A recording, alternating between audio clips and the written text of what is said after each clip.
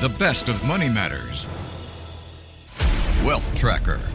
Welcome to the Wealth Tracker, where we dive into the uncharted territories of niche investment strategies that promise to redefine wealth. Hello, I'm Hongbin Jeong. The AI boom is no longer just hype. It's a capital reality. From record-breaking venture rounds to massive capex commitments by big tech, the AI market continues to reshape the investment landscape. In Q1 of 2025 alone, the Magnificent Seven tech giants grew their earnings by over 20% year-on-year, fueled in large part by AI-driven demand and innovation. While stock performance has been mixed, with the Mag 7 index down 4.3% year-to-date, investor interest remains strong. But with capex growth expected to slow and valuations already stretched in parts of the market, the question now is not just what's hot, but what's next. So where does the AI market really stand today? Well, to find out more, joining me now is Rahul Ghosh, who is the portfolio specialist in the equity division at Rowe Price. Rahul, welcome to the show. Thanks for having me. Thank you so much for joining us. Well, Rahul, how would you characterize the current stage of the AI market in terms of growth and maturity? Are we still in a hype phase or moving toward more sustainable growth? I kind of look at this and say we're in a bit of both, right? We're in the position when we're moving from hype-driven speculation to kind of early mainstream adoption. And I'd also break out the AI market into the infrastructure, the hardware, the semis, the cloud servers, etc., and then the application software areas. And I'd probably say that we're still in the solid growth phase of what's happening in infrastructure, hardware, build out of the entire system there. You're probably seeing a little bit more of the hype in the software and the application layers. And that's been reflected in some of the market multiples that you see some of these software names trading at. Right. So what are the main drivers sustaining AI market growth right now then? Well, there's a range of things happening. So I think fundamentally, what we're seeing is enterprise demand across the board, right? From corporates, whether you're Walmart, you're Amazon, you're JP Morgan, whoever, everyone's adopting it because there is considerable cost efficiency from automation and productivity that's coming through. So that's one, right? It's the fact that you can really make more efficiency throughout your organization and save costs on that. The other drivers is really just the growth. As you get more applications and more efficiency come through, that kind of feeds into a natural greater demand. And that's when you see the hyperscalers, et cetera, coming up and increasing their spending even more because they have to increase their ability to meet this demand from corporates. The third thing that's also happening is that, you're also getting consistent innovation on the semiconductor front. So when you think about the fact that, NVIDIA releases a new GPU almost, every few months, AMD's got a combined GPU, CPU chip that's come out. It's going to take market share.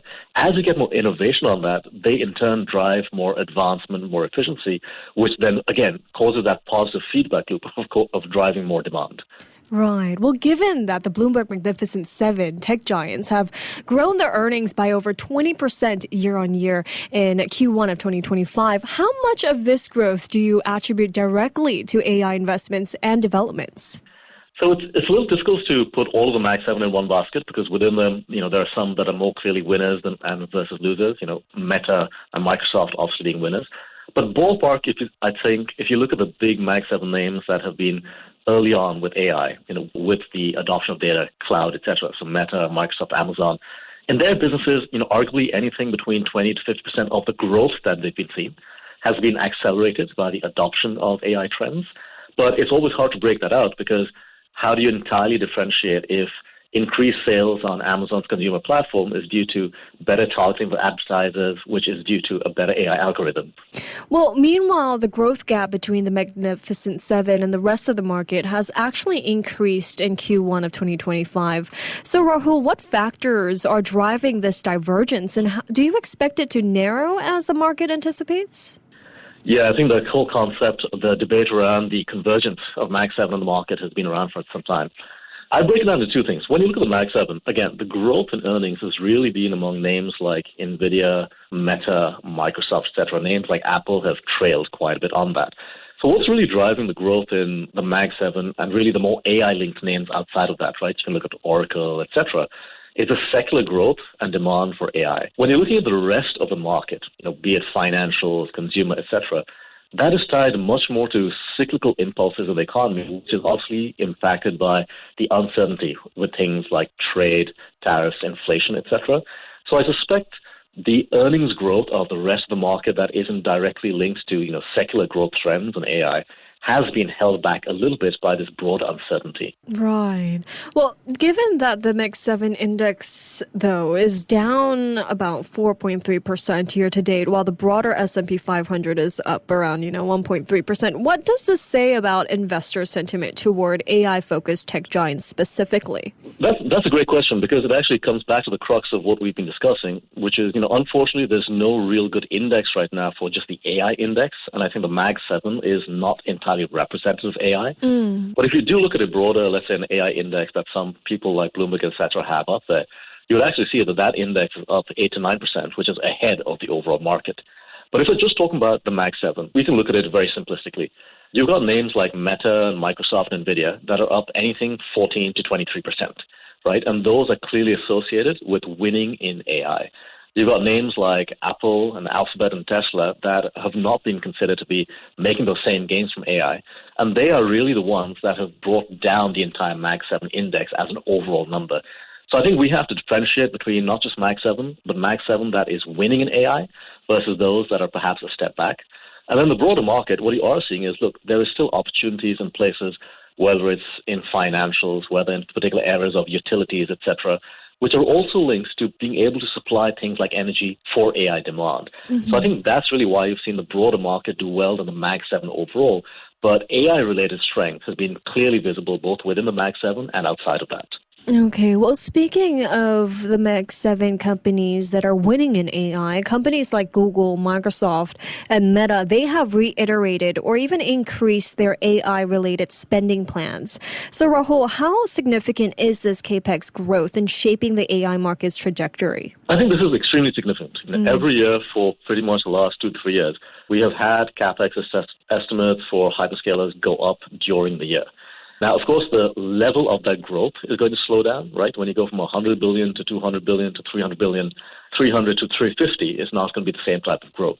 But I do think what's happening is, number one, the fact that the hyperscalers are committing that much to capex is a sign that they see it as their way of ensuring that their competitive advantage remains intact.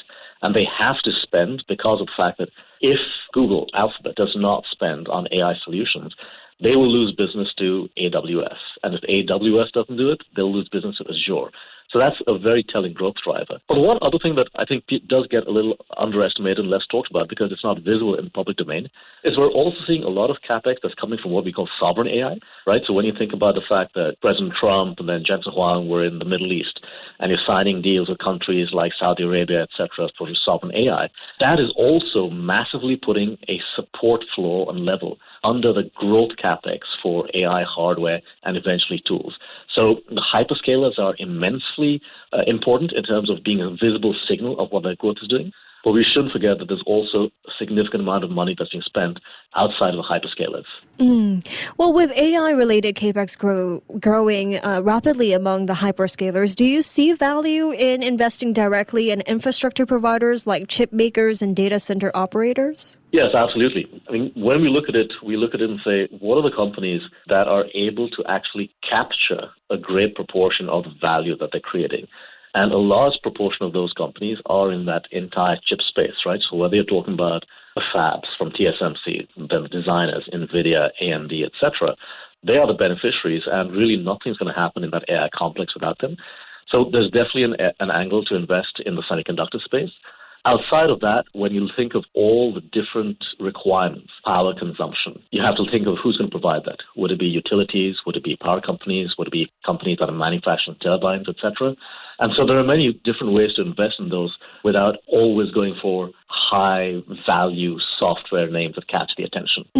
And with TSMC doubling its AI-related revenues and AMD beating expectations thanks to AI demand, despite a $1.5 billion China-related headwind, what does this say about the resilience and geographic dynamics of AI market growth? I think it just reemphasizes exactly how resilient and how diverse the demand is for AI. Because the fact is, even before things that were announced this year, over the last couple of years, whether it's the likes of ASML, AMD, NVIDIA, who've had certain chip exports to China being limited, they were able to make up that demand from other areas and other markets. So I think it's a testament to the fact that AMD can still grow revenues this year, Same with NVIDIA.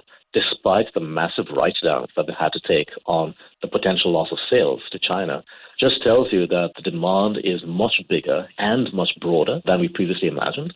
And the second thing it tells you is that there are no real alternatives or competitors for the products that these guys are putting out there right now. People need NVIDIA GPUs, they need the ASICs that Broadcom, etc. are putting out. So that argues for a very healthy runway for these companies for at least the next couple of years. I see. Well, then how do you see the hyperscalers' planned 35% year-on-year capex growth in 2025 impacting smaller players and startups in the AI ecosystem? I think it's going to have two different impacts. So for those AI startups that potentially were going to compete with some hyperscalers, perhaps need to actually purchase their own hardware, etc., it's going to make their life more difficult, right? Because the hyperscalers will essentially be able to buy the capacity they want, and there'll be limited capacity, for people outside of that, especially given that pricing seems very strong and secure. What then happens is that a lot of these companies are then essentially going to be dependent on that hyperscaler ecosystem. What I would say, though, is that on smaller players outside of infrastructure, right, so the companies that would require cheaper access to GPUs in order to develop their applications, they could potentially actually benefit because the hyperscalers can obviously roll out options at much lower cost than smaller players could. So I think we have to, again, break it down into those that might actually be consuming and wanting to buy and own the GPUs to run and train their own data versus other companies that might be more involved in the application side, software data analysis side, that actually benefit from the fact that hyperscalers will be rolling out broader offerings at arguably and hopefully better prices. Well, separately, consumer internet companies such as Netflix, Amazon, Spotify, and Disney, they are showing strong consumer spending appetite. So how does this consumer health kind of translate into AI market opportunities and adoption? That's probably the crux of what's happening with AI. I think, I'm not sure who it was. Someone came up with the phrase, data is the new oil. And really, ultimately, what you're seeing with consumer companies, Netflix, Amazon, etc., as they're driving AI adoption, it's really to be able to make better use of the data that they have. Right? So as you get more consumer data, you can train and design personalization algorithms that can decide the types of ads, the types of products, the type of shows that they want to feed to you. Based on that, that might, again, feed back into the loop of what are the types of products or media content that needs to be produced in order to drive further growth. So I think that's where it's really happening. And then what you're seeing is, as consumers are, feeling fairly healthy, as you referenced Netflix and Amazon over there, they're increasingly more willing to pay for these AI features because they're getting more of what they want. So that, again, gives these companies the ability to then invest more into providing better and more personalized content that can be better monetized. Makes sense. Well, overall, Rahul, how should investors balance the potential high returns in AI with the inherent risks of emerging technologies? I think the number one thing that investors have to think about and have to remember is that you've got to be diversified, right? So we talked about the fact that we're still in the build-out phase of infrastructure, the picks and shovels, if you like. That is an area that probably more people should be overweight at this time.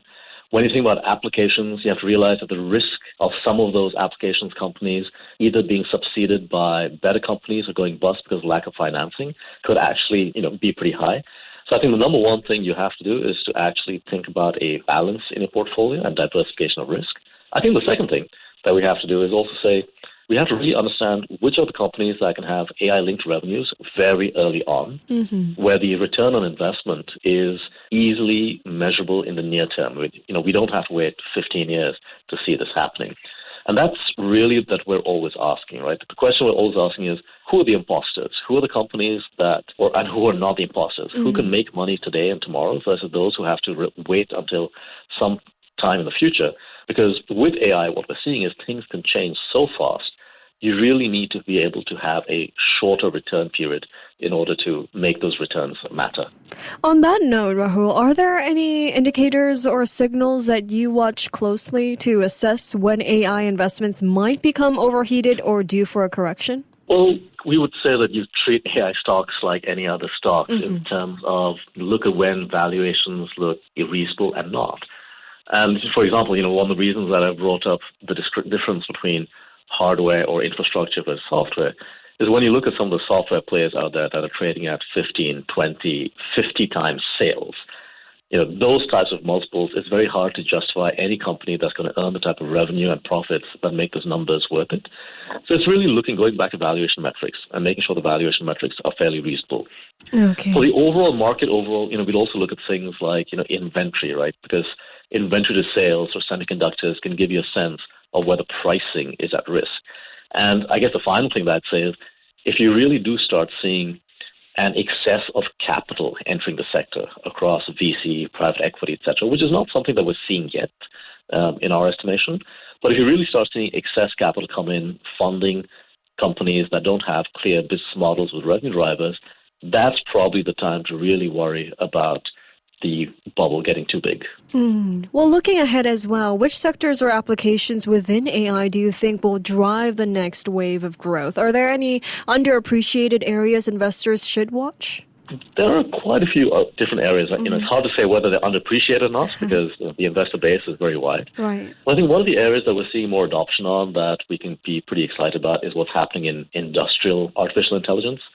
So that's really the ability to use AI to do things like predictive maintenance, across, let's say, a farmer or a farm that has a fleet of tractors and agricultural equipment. How do you predict the areas of the farm that need more work? How do you predict when a company has to go in for maintenance, et cetera? Those are applications that, people will pay for in the real world, but you don't really talk about a lot. Right. Obviously, we're very excited about the ability to improve and speed up the process of discovering drugs, because obviously you can do a lot more simulation and get through to the test phases potentially much more quickly. And again, edge AI, right, on-device processing, what you're seeing with phones, Samsung, potentially Apple, etc. Those are areas that we think will be very exciting as we go forward and probably are not getting enough of the focus from markets yet, as compared to just broad-based AI in terms of data analysis, digital advertising, etc. Some great insights from you there. Thank you so much, Rahul, for joining me today. Not a problem. Happy to be there. Thank you. That was Rahul Ghosh, who is the portfolio specialist in the equity division at Rowe Price. This has been the Wealth Tracker with me, Hongbin Jeong. Before acting on the information on Money FM, please consider if it's suitable for your own investment objectives, financial situation, and risk tolerance. To listen to more great interviews, download our podcasts at audio.sg or download the audio app. That's AWEDIO, audio at the App Store and Google Play.